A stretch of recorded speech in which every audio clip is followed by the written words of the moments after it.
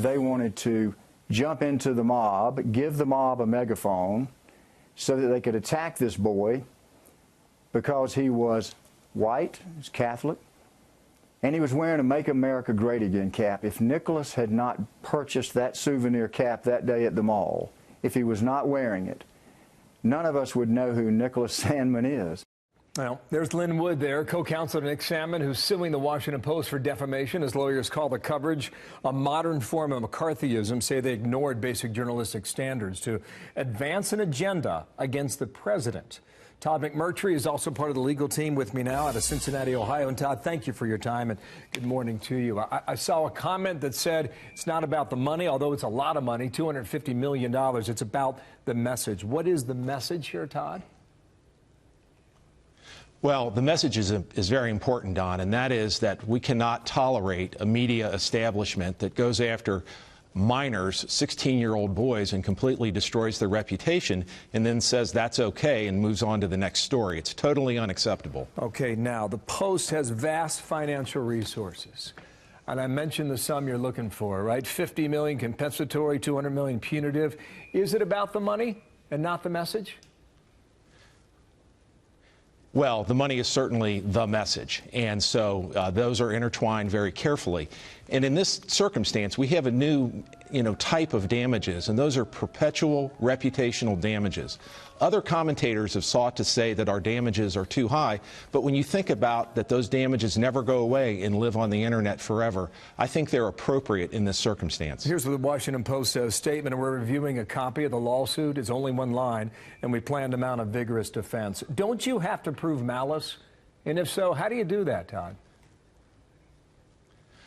Bill, I do not think we have to prove malice, but even if we had to, we would be able to do that. First, Nick Sandmann is a private individual, so we only have to prove negligence. However, if a ruling were to be different and they were to consider him an involuntary public figure and we had to prove malice, we would be able to do that because the Washington Post is a weaponized news outlet that used its power and strength to destroy Nick Sandmann's reputation, and they did that without adequate and appropriate levels of journalistic integrity and reporting, and that in itself is malicious. Okay. So I feel comfortable with either standard. A couple more quick questions. I want to play a little bit of what we were picking up back in the day, as I'm sure you're quite familiar. Kentucky law says the paper is allowed to retract and issue an apology, retract a story within 10 days. If that is the case, does that make your lawsuit moot? Well, I don't think that the Washington Post can ever adequately retract because of this concept of perpetual reputational damages. They can try, and they do have 10 days to do that, but ultimately the jury will decide whether the retraction is adequate. So they have a mountain of retraction to try to put forth so it's a degree to do or it effectively. It's a measure of the retraction. That's what I'm hearing from you. Is that right? That's right. If you destroy somebody's reputation on the front page, you can't go to the B section and put it on the back page and say we're sorry. Okay, so the Archdiocese apologized. Does that make do you drop the case against them or not?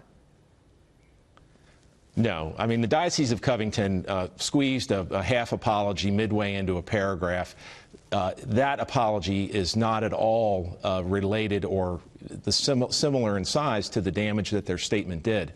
The Diocese of Covington statement was used nationally and internationally as a truthful statement, and the person who repeats that statement and the person who makes the statement are both liable. So the Diocese of Covington put that statement out there and did a lot of damage to Nick's reputation, and that retraction is inadequate. I apologize for interrupting you. Yes. They are still on the list then, correct? That's okay.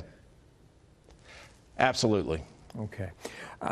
There is a list, I think, of 51 different media entities and individuals. There's just a sample of what was going down in mid-January around this case. Watch here. They're all jeering and they're dancing. He's got this smug look on his face. And let's not lie. Everyone that sees that smug look wants to punch that kid. That young man there does not look like someone who is appreciative and considerate of this culture and this chant going on. I blame that kid. What a little...